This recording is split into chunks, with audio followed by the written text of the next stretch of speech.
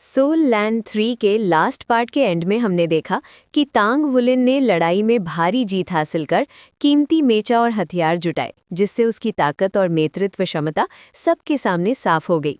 बाद में गु युए से बातचीत में संकेत मिला कि उसका मार्शल सोल और ब्लड लाइन और भी शक्तिशाली हो चुके हैं। गाइज, अगर चैनल पर नए हो तो चैनल को सब्सक्राइब कर लो ऐसे ही नोबल एक्सप्लेन वीडियो देखने के लिए। तो चलिए वीडियो शुरू करते हैं। गु युए की पुतलियां अचानक लंबवत दरारों में बदल गईं। उसने तांग बुलिन के कंधे से अपना हाथ हटाया और उसकी बाहों पर मौजूद चांदी जैसी चमकती शल्कें टिमटिमा उठीं। एक पल बाद उसकी आंखें और हाथ फिर से सामान्य हो गए। उसके होठों से एक हल्की सी आह निकली जब उसने तांग बुलिन पर कंबल ठीक से उड़ाया। फिर उसने पर्दे बंद कर दिए। इसके बाद वो चुपचाप बाहर चली गई, ये देखे बिना कि कुछ ही पलों बाद तांग बुलिन की सांसें स्थिर हो गईं और वो गहरी नींद में डूब गया। उसके कमरे का दरवाजा बंद हो गया। गु युए ने हाथ हिलाया और चारों ओर की जगह पर एक चांदी की रोशनी फैल गई। उसी रोशनी के भीतर से एक आदमी प्रकट हुआ। उसके शरीर पर रात के रंग जैसा लबादा लिपटा हुआ था। आपने कार्यवाही क्यों नहीं की? उस आदमी ने पूछा। यहाँ तक कि टायरेंट ड्रैगन ने भी उसे स्वीकार कर लिया है और उसका स्पिरिट सोल बनना चुना है। ये साबित करने के लिए काफी है कि उसके भीतर गोल्डन ड्रैगन किंग की शुद्ध रक्तरेखा है। किसी का जन्म से ही गोल्डन ड्रैगन किंग की रक्तरेखा के साथ पैदा होना असंभव है, इसलिए इसके पीछे अवश्य कोई विशेष कारण होगा। अगर हम उसकी रक्तरेखा छीन ले तो हमें उत्तर मिल जाएगा, और अगर आप सही समय आने पर उस रक्तरेखा को पूरी तरह अवशोषित कर सके तो शायद। बस, गु युए बोली। उसकी आवाज मुलायम थी, लेकिन इतनी ठंडी कि रोंगटे खड़े हो जाएं। वो आदमी उसके सामने एक घुटने पर बैठ गया और सिर झुका लिया। चले जाओ, हमें गति बढ़ानी होगी, गु युए ने कहा। मेरे पास पहले से एक योजना है। माय लॉर्ड, नायर का क्या आप सच में उसे मनमानी करने देंगी? मैं तांग बुलिन के मामलों में दखल नहीं दूंगी। हम उसके निर्णय का इंतजार करेंगे। नायर और मेरे बीच की शर्त अंत तक पूरी की जाएगी। परिणाम तय हो जाने के बाद मैं उसके खिलाफ कदम उठाऊंगी, लेकिन अभी के लिए मेरे दिए गए उद्देश्यों पर ध्यान दो। समझ गया, उसने सम्मानपूर्वक उत्तर दिया। वो खड़ा हुआ और बिना कोई आवाज किए परछाइयों में विलीन हो गया। गु युए ने हाथ हिलाकर चांदी की रोशनी हटा दी। वो खिड़की के पास गई, उसे खोला और क्षितिज के पार डूबते सूरज की आखिरी किरणों को देखने लगी।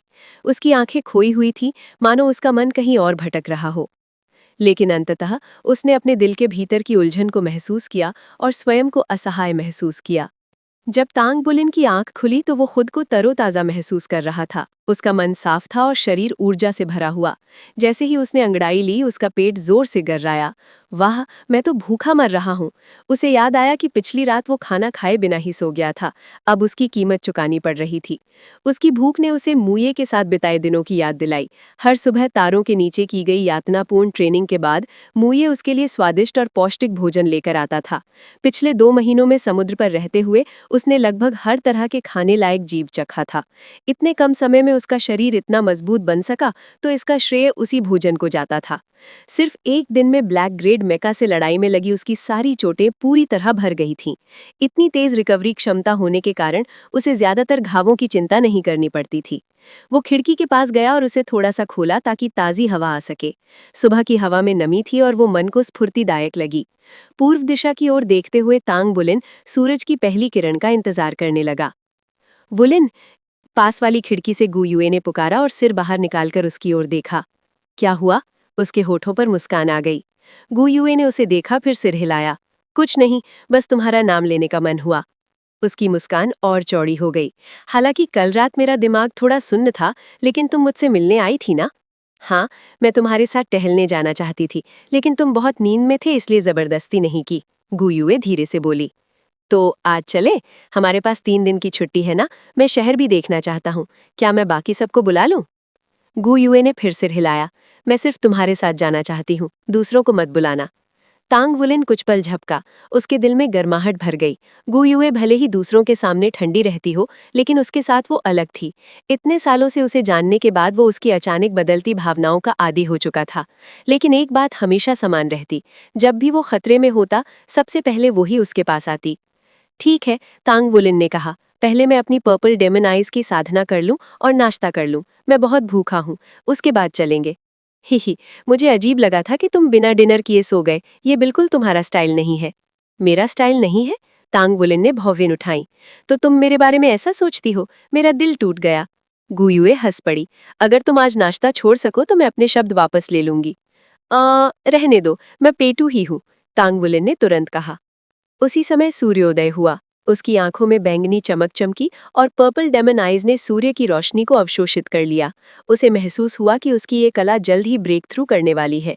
इतने वर्षों तक पहले चरण में अटके रहने के बाद वो आखिरकार दूसरे चरण में प्रवेश करने वाला था। पर्पल डेमन आइज की साधना 4 चरणों में बटी होती है: सर्वे, डिटेल्ड, मस्टर्ड सीड और बाउंडलेस।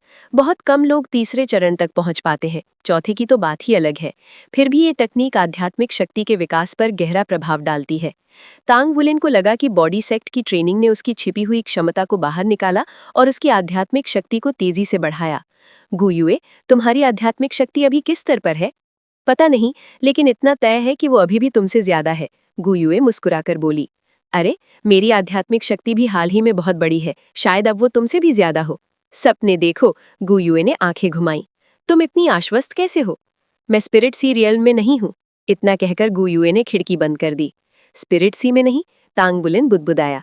तो क्या उसने ब्रेक थ्रू कर लिया? उसके माथे पर पसीना आ गया। स्पिरिट सी के बाद आता है स्पिरिट एबिस रियल्म, एक ऐसा स्तर जिसे आमतौर पर मानवता की सीमा माना जाता है। उस स्तर पर व्यक्ति किसी भी प्रकार के स्पिरिट सोल से जुड़ सकता है, यहाँ तक कि ऑरेंज या रेड ब्रेड से भी। अगर सच में गुयुए उस स्तर पर पहुंच गई है तो उसकी ताकत अकल्पनीय होगी। लॉन्ग युए पहले तो स्तब्ध रह गया, फिर क्रोध से भर उठा। उन्होंने मुझे अपमानित करने और नीचा दिखाने के लिए एक फूड टाइप सोल मास्टर को मेरे सामने उतार दिया। गुस्से से भरे दर्शकों ने स्टैंड से श्रेक अकेडमी की टीम पर अपमानजनक शब्द फेंकने शुरू कर दिए। दाई तियानालिंग के भीतर भी क्रोध उठने लगा, लेकिन उसने उसे जबरन दबा लिया। वो एक नेता था और एक नेता को हमेशा संयमित रहना चाहिए और अपने अनुयायियों के लिए उदाहरण बनना चाहिए। मुझे इसकी उम्मीद करनी चाहिए थी। ये समझ में आता है, आखिर लॉन्ग युए ने उनके कप्तान को लगभग मार ही दिया था। इन बच्चों की ओर से मैं क्षमा चाहता हूँ योर ग्रेस, तांग बिंगयाओ ने हल्की मुस्कान के साथ कहा। इन्हें प्रशिक्षित करने के लिए इस टूर्नामेंट में कोई शिक्षक मार्गदर्शन नहीं कर रहा है। जैसे मैं इस पर विश्वास करूंगा, दाई तियानालिंग ने मन में सोचा, मगर बाहर से बोला, माफी की कोई आवश्यकता नहीं है, उन्होंने कुछ भी गलत नहीं किया। मंच पर खड़ा लॉन्ग युए ठंडी नजरों से श्रेक अकेडमी की टीम को घूरते हुए दाहिने हाथ से आओ का इशारा करने लगा। डबल्स मैच में क्या करोगे? फिर से हार मान लोगे? शाओयान, लीजी के साथ जाओ और मैच छोड़ दो, गुयुए ने शांत स्वर में कहा। हमें सिर्फ 7 मैच जीतना है ताकि चैंपियनशिप मिल सके। अभी लॉन्ग युए से भिड़ने का कोई मतलब नहीं। ठीक है, शिव शाओयान ने प्यारी मुस्कान के साथ खड़े होते हुए कहा। मैं ये काम खूबसूरती से पूरा करूंगी। इस बार मैं 2 बन बनाऊंगा, एक मेरे लिए, एक तुम्हारे लिए, शिवलीजी ने कहा। धन्यवाद। जब हम जीत सकते हैं तो हार क्यों माने? एक परिचित आवाज आई। सबने चारों ओर देखा, फिर उनके चेहरे खुशी से चमक उठे और वे उछलकर खड़े हो गए। गुयुए आधे ही पल में टेलीपोर्ट होकर उसके सामने पहुंच गई। तांग वुलिन वहां खड़ा था, स्कूल यूनिफॉर्म की जेबों में हाथ डाले, अपनी चमकदार मुस्कान के साथ। क्या वो तांग वुलिन है? फैंगर ने आश्चर्य से कहा। श्रेक अकेडमी की टीम का कप्तान वापस आ गया। बॉस, शिए दौड़कर आया और उसे कसकर गले लगा लिया। शिव शाओयान आगे बढ़ी। भगवान का शुक्र है कप्तान, मैं बहुत खुश हूं कि आप ठीक हैं, हम बहुत चिंतित थे। ये शिंगलैंड के होठों पर मुस्कान फैल गई, उसकी आंखों में उत्साह चमक उठा। युए ज़हेंगजिउ और युआनन ये हुई ने राहत भरी नज़र से एक दूसरे को देखा और मुट्ठियां कस लीं। आपके बिना खाना बेस्वाद था, शिवलिजी ने हंसते हुए कहा। अगर आप 1-2 दिन और गायब रहते तो मैं शाओयान जितना पतला हो जाता। तांग वुलिन और शिए अलग हुए। मैं सच में लगभग मर ही गया था, लेकिन अब बिल्कुल ठीक हूँ। पहले इस मैच को निपटा लेते हैं। वो गुयुए की ओर मुड़ा, जो खुशी के आंसू बहा रही थी। मैं वापस आ गया हूँ। गुयुए ने गहरी सांस ली, हाथ से आंसू पोंछे। वापसी पर स्वागत है, आप कप्तान हैं, बताइए हमें क्या करना है? हम उनसे लड़ेंगे, तुम और मैं। गुयुए चौंक गई। क्या तुम लड़ने के लिए फिट हो? तांग वुलिन ने सिर हिलाया, उसके शरीर से शक्तिशाली आभा निकल रही थी। हाँ। पल भर में उसकी आंखों से संदेह गायब हो गया और उसकी जगह दृढ़ निश्चय आ गया। उसकी आभा तांग वुलिन की आभा से मिलकर इतनी प्रबल हो गई कि मंच पर खड़ा लॉन्ग युए भी उसे महसूस कर सकता था। ड्रैगन किंग ने भौहें शिकोड़ लीं। सिर्फ 10 दिन में ही ये इतना संभल गया। दाई युआनायक को तांग वुलिन को देखते ही अजीब सी राहत महसूस हुई। जो अपराध उसे सताता रहा था वो समाप्त हो गया। भगवान का शुक्र है, वो ठीक है। मुझे नहीं पता कि तांग वुलिन पूरी तरह ठीक हुआ है या नहीं, लेकिन लगता है कि वो गु युए के साथ डबल्स मैच खेलेगा। गु युए पहले केवल 2-on-2 में ही उतरी थी, इसलिए मैं उसके बारे में ज्यादा नहीं जानती। शायद उसका मार्शल आर्ट किसी तत्व से जुड़ा है। ये उनके लिए आसान मैच नहीं होगा, और अगर वो जीत भी गए तब भी उन्हें चैंपियनशिप के लिए पर्याप्त अंक नहीं मिलेंगे जब तक कि वो मॉन्स्टर अकेडमी को 7-7 में ना हरा दें। लेकिन अगर वो हार गए तो इससे टीम का मनोबल बुरी तरह टूट सकता है। मंच की ओर साथ साथ चलते हुए तांग वुलिन ने गु युए के कान में कुछ फुसफुसाया। लड़की ने सिर झुकाया, उसकी आंखों में शरारती चमक थी।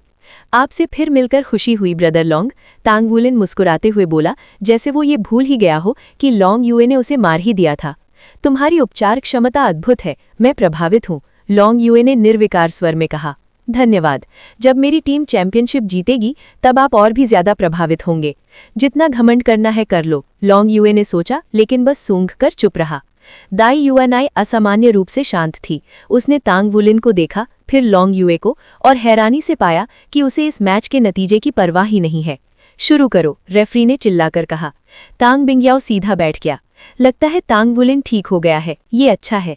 लेकिन क्या उसकी टीम लॉन्ग युए को हरा पाएगी? अगर वो हार भी गए तो कोई दोष नहीं देगा, लेकिन अगर किसी तरह वो चैंपियन बन गए। दाई त्यानलिंग भी उसकी चमत्कारिक रिकवरी से चकित था। इतनी घातक चोटों से इतनी जल्दी कैसे उबरा? तांग वुलिन बिना किसी डर के उस आदमी की ओर दौड़ा जिसने उसे मार ही दिया था अगर मू ये ने हस्तक्षेप नहीं किया होता। उसके शरीर पर सुनहरी चमकती शल्क उभर आई और उसके चारों ओर सुनहरे सोल रिंग दिखाई देने लगे। लॉन्ग युए की आंखें अविश्वास से फैल गई। तीसरी सुनहरी सोल रिंग? वो सिर्फ ठीक ही नहीं हुआ, वो और भी मजबूत हो गया है। क्या तुम वाकई ये करना चाहते हो? ओल्ड टैंग ने गंभीर स्वर में भौहें सिकोड़ते हुए टैंग वुलिन से पूछा। हाँ ओल्ड टैंग, लड़के ने उत्तर दिया। मैंने अपना मन बना लिया है। मुझे पता है ये खतरनाक और अविवेकपूर्ण है, लेकिन अगर मैंने ये नहीं किया तो मुझे जीवन भर पछतावा रहेगा कि शायद अगर मैंने छठी मुहर तोड़ी होती तो मैं लॉन्ग युए को हरा सकता था। वो कुछ क्षण रुका, फिर ओल्ड टैंग को मनाने के लिए और शब्द ढूंढने लगा। 2 असाधारण मेरिडियन खोलने के बाद मेरी आत्मशक्ति काफी बढ़ गई है और मास्टर मू ये की दवा ने मेरे शरीर को बहुत मजबूत कर दिया है। कुछ स्पिरिट आइटम्स के साथ मुझे लगता है कि मैं खतरे को स्वीकार्य स्तर तक कम कर सकता हूँ। ओल्ड टैंग ने हार मान ली। मैं तुम्हें ये जोखिम उठाने की अनुमति देता हूँ, लेकिन केवल इस बार। अगर मैं उसकी जगह होता तो शायद मैं भी यही करता। धन्यवाद ओल्ड टैंग। पहली 9 मुहरों की बची हुई मुहरें तोड़ना तुम्हारे लिए ज्यादा खतरनाक नहीं होगा जब तुम सभी 8 असाधारण मेरिडियन खोल लोगे। लेकिन आखिरी 9 मुहरों के बारे में मैं ऐसा नहीं कह सकता। उन्हें तोड़ते समय बेहद सावधान रहना, ये तुम्हारी जान भी ले सकता है। वो दर्द एक ऐसा भयानक दुष्स्वप्न था जिससे टैंग वुलिन कभी दोबारा गुजरना नहीं चाहता था। वो चीखा और चीखता रहा और उसे लगा कि वो मर जाएगा, लेकिन मू ये और ओल्ड टैंग की मदद से वो उस असहनीय पीड़ा को सह पाया और गोल्डन ड्रैगन किंग की ऊर्जा को सफलतापूर्वक अवशोषित कर लिया। लॉन्ग युए ने टैंग वुलिन को अपनी ओर दौड़ते देखा। उसके खून की वो शक्ति जो मेरी मार्शल सोल को दबा सकती है और भी मजबूत हो गई है। मैं इसे महसूस कर सकता हूँ। एक सामान्य सोल मास्टर इतनी तेजी से मजबूत नहीं हो सकता। 4-5 साल में उसकी शक्ति शायद मुझसे भी आगे निकल जाए, लेकिन अभी वो मेरा मुकाबला नहीं कर सकता। ड्रैगन किंग का शरीर और बड़ा हो गया, उसकी बाहें व छाती मांसपेशियों से फूल गई और उसके दाहिने हाथ में 2 मुहा भाला प्रकट हो गया। दाई यूनेर ने अपनी स्पिरिट आइज सक्रिय की और टैंग वुलिन की आत्मा शक्ति को उसकी मेरिडियंस में उफनते देखा। वो आगे बढ़ी, लेकिन उस पर कोई सोल स्किल इस्तेमाल नहीं किया। वो उसे पार करते हुए अपने लक्ष्य की ओर दौड़ी, जो ऐसे खड़ी थी मानो इस मैच से उसका कोई लेना देना ही ना हो। मॉन्स्टर एकेडमी की टीम ने गु युए की क्षमताओं का विश्लेषण किया था और ये निष्कर्ष निकाला था कि उसकी टेलीपोर्टेशन स्किल काफी परेशानी भरी है। इसलिए राजकुमारी ने स्वयं उससे लड़ने का फैसला किया। उसे पूरा विश्वास था कि उसके जुड़वा मार्शल सोल्स एक सामान्य 4 रिंग सोल मास्टर के लिए काफी हैं। जब वो गु युए से लगभग 50 गज दूर थी, उसकी आंखें लाल चमक उठीं और उसने सोल डिस्टर्बेंस नामक सोल स्किल का प्रयोग किया। ये एक ऐसा शक्तिशाली मानसिक हमला था जिसे टैंग वुलिन भी विरोध नहीं कर सकता था। लेकिन जैसे ही उनकी नजरें मिली, दाई यूनेर बेहोश होकर मंच की ओर गिर पड़ी। चांदी की रोशनी की एक चमक हुई और गु युए उसके पीछे खड़ी थी। उसने राजकुमारी की कॉलर पकड़ी और जमीन पर गिरने से पहले उसे खींचकर ऊपर उठा लिया। मुझे समझ नहीं आ रहा क्या हुआ है, फांगर ने कहा। लेकिन राजकुमारी बेहोश हो गई है। उसने गिरने से पहले एक मानसिक हमला किया था। उसकी आंखों की लाल चमक से यही लगता है। क्या गु युए ने उसका हमला वापस उसी पर लौटा दिया? इसका मतलब है गु युए की मानसिक शक्ति राजकुमारी से भी अधिक है, लेकिन ये असंभव है। दाई यूनेर की स्पिरिटाइज मार्शल सोल उसकी मानसिक शक्ति को अविश्वसनीय स्तर तक बढ़ाती है। टैंग वुलिन उछला, हाथों में वो 2 विशाल हथौड़े पकड़े हुए था जिनसे उसने एकल मुकाबले के फाइनल में लॉन्ग युए से लड़ाई की थी। उसने पूरी ताकत से हथौड़ों को घुमाकर नीचे की ओर मारा। धातु से धातु टकराई और कान फाड़ देने वाली आवाज गूंज उठी। Tang Wulin disorder splitting wind hammer तकनीक का इस्तेमाल नहीं कर रहा था, लेकिन टक्कर की शक्ति से लॉन्ग युए के पैरों के नीचे की जमीन चटक गई। उसकी ताकत भी बढ़ गई है, ड्रैगन किंग ने सोचा। लॉन्ग युए ने भाला आगे बढ़ाया, लेकिन वो सिर्फ हवा में लगा। टैंग वुलिन गायब हो चुका था। हिलना मत, वरना मैं उसे मार दूंगा, टैंग वुलिन ने चेतावनी दी। वो गु युए के पास खड़ा था और उसकी गोल्डन ड्रैगन क्लॉ दाई यूनेर के बाड़ंते सिर से बस कुछ इंच दूर थी, जो अभी भी बेहोश पड़ी थी। वो उसे उतनी ही आसानी से मार सकता था जितनी आसानी से कोई आदमी किसी कीड़े को कुचल दे। स्पिरिट सी क्षेत्र में प्रवेश करने के लिए कम से कम 500 अंकों की आध्यात्मिक शक्ति चाहिए थी, और जहां तक स्पिरिट अबिस क्षेत्र का सवाल था, उसकी शुरुआत ही 5000 अंकों से होती थी, यानी पूरे 10 गुना की छलांग। तांग बुलिन जानता था कि उसकी आध्यात्मिक शक्ति काफी बढ़ चुकी है, लेकिन उसे पूरा यकीन था कि वो अभी भी 1000 अंकों से ज्यादा नहीं हुई है। स्पिरिट अबिस क्षेत्र तक पहुंचने से वो अभी बहुत दूर था। अगर गु युए सचमुच स्पिरिट अबिस क्षेत्र में पहुंच चुकी थी, तो इसका मतलब ये था कि उसकी आध्यात्मिक शक्ति वू झांगकोंग से भी अधिक थी। वो बस स्पिरिट अबिस की शुरुआती स्तर पर ही होगी, है ना?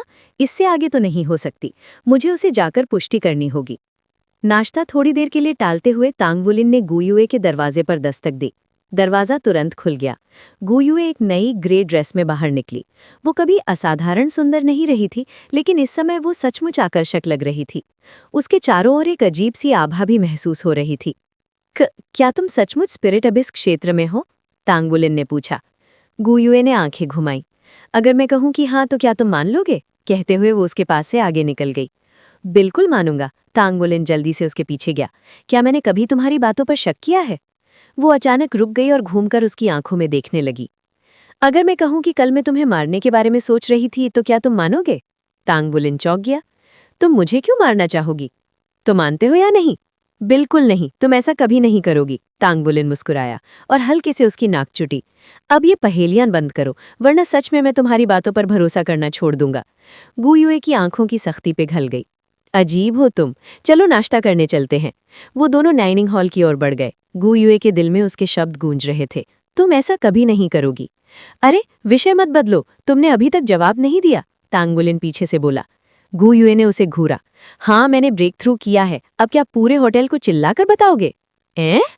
थोड़ी देर में वो डाइनिंग हॉल पहुंचे। शानदार बुफे सजा हुआ था। तांग बुलिन ऐसे बैठा जैसे युद्ध के लिए तैयार योद्धा हो। कल रात का खाना मिस हो गया था, इसलिए आज वो ज्यादा खाएगा। कुछ ही मिनटों में लोग हैरान रह गए, क्योंकि वो तूफान की तरह खाना निगल रहा था। कैप्टन, आज क्या करने का प्लान है? शू शियाओयान ने पूछा। मैं सोच रही थी कि सबको घुमाने ले चले। तांग बुलिन ने गु युए की ओर देखा। हम बाहर जा रहे हैं, गु युए बोली। मैं उसे दवा ढूंढने ले जा रही हूँ, जल्दी लौट आएंगे। तुम लोग चाहो तो पहले निकल जाना। शू शियाओयान की आंखें फैल गईं। नाश्ते के बाद तांग बुलिन और गु युए होटल से निकल गए। सड़कें लोगों से भरी थीं, ये शहर का केंद्र था। तांग बुलिन ने हाथ सिर के पीछे रखे, आराम से चलता रहा। गु युए उसके बगल में शांत चाल से चल रही थी। क्या बस टहलने आए हो? दुकानों में नहीं जाओगी? तांग बुलिन ने पूछा। मेरी आध्यात्मिक शक्ति मेरी आंखों की जगह ले सकती है, गु युए बोली। ठीक है, मैंने कुछ नहीं कहा, वो बुड़बुड़ाया। गु युए मुस्कुराई। डमी, तुम्हें क्या लगता है स्पिरिट अबिस पहुंचना इतना आसान है? तो तुमने मुझे बेवकूफ बनाया, तांग बुलिन बोला। और अब क्या करोगे?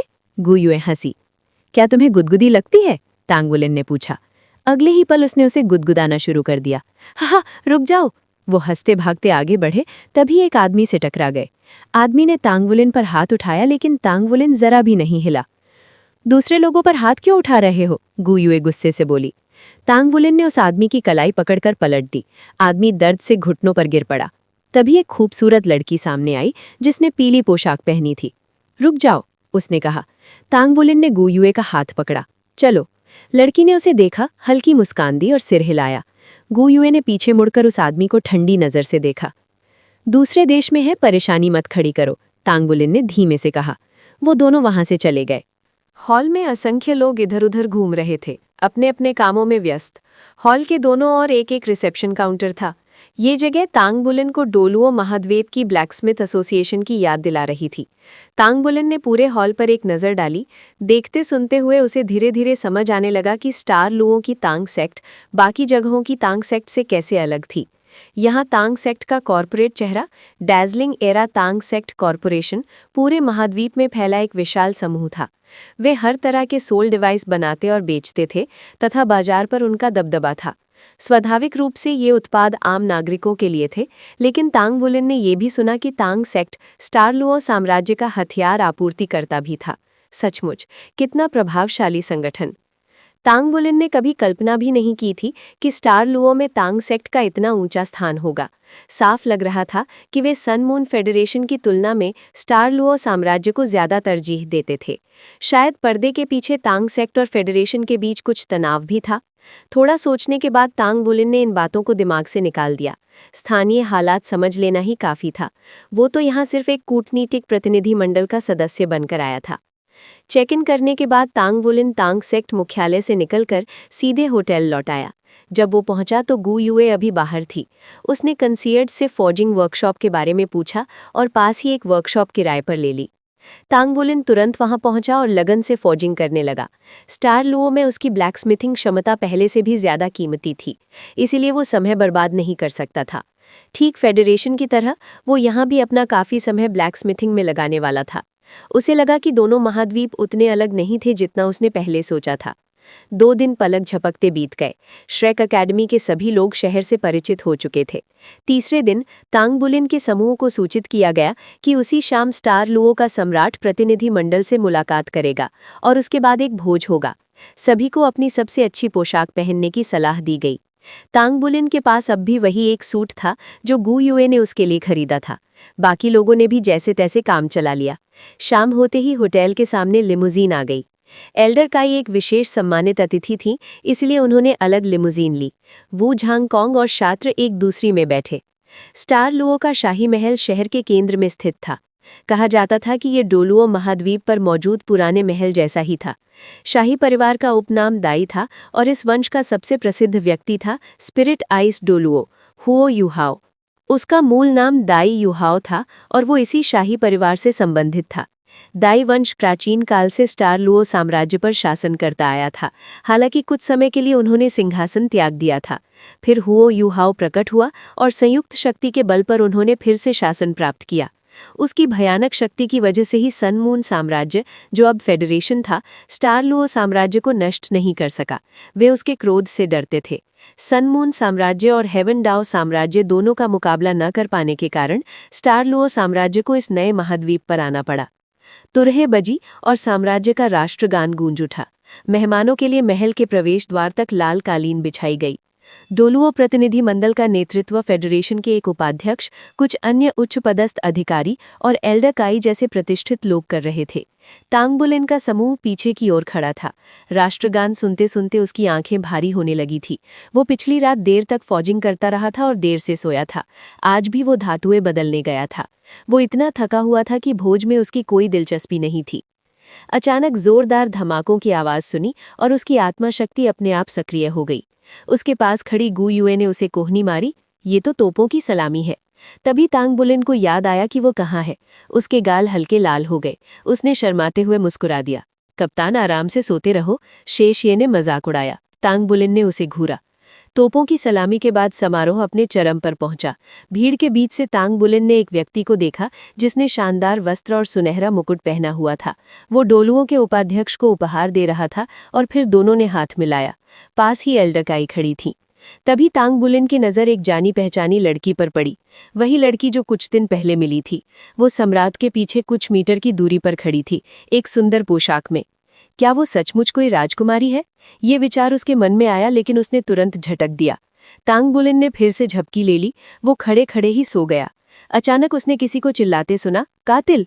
तांग बुलिन की आंखें फट से खुल गई। उसने तुरंत गोल्डन ड्रैगन बॉडी सक्रिय की और ब्लू सिल्वर एम्परर की लताएं चारों ओर फैल गई। वो गु युए के सामने खड़ा हो गया, उसे बचाने की मुद्रा में। लेकिन चारों ओर सिर्फ हैरान चेहरे थे। हजारों निगाहें उसी पर टिक गईं। सम्राट दाई तियानलिंग अभी अभी उपाध्यक्ष से हाथ मिला चुका था, तभी ये हंगामा हुआ। दर्जनों लोग बिजली की तरह तांग बुलिन की ओर दौड़े। उसे समझ ही नहीं आ रहा था कि क्या हो रहा है। उसने golden dragon shocks the heavens चलाने की तैयारी कर ली। बुलिन, तुम क्या कर रहे हो? वू झांगकोंग चिल्लाए और तुरंत उसके सामने आ गए। आखिरकार तांग बुलिन ने अपने मार्शल्स वॉल वापस बुला लिए और शाही गार्ड्स के साथ चल पड़े। क्या तुम सो गए और सपने में किसी हत्यारे को देख लिया? तांग वुलिन की सफाई सुनकर सम्राट लगभग अपनी ही लार से घुटने वाले थे। उसने इतने हास्यास्पद कारण से शाही समारोह बीच में रोक दिया था। अगर उसके पास राजनयिक छूट ना होती तो उसी वक्त उसे साम्राज्य का अपमान करने के अपराध में पकड़ लिया जाता।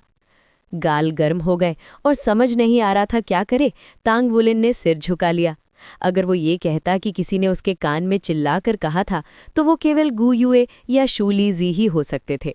उन्हें इस मुसीबत में घसीटना वो बिल्कुल नहीं चाहता था। तांग वुलिन का आज्ञाकारी व्यवहार देखकर सम्राट चुपचाप सोचने लगे कि इस स्थिति को कैसे संभाला जाए। ऐसे मामला की कोई मिसाल ही नहीं थी। वो झांगकोंग भी चुपचाप एक और खड़े थे।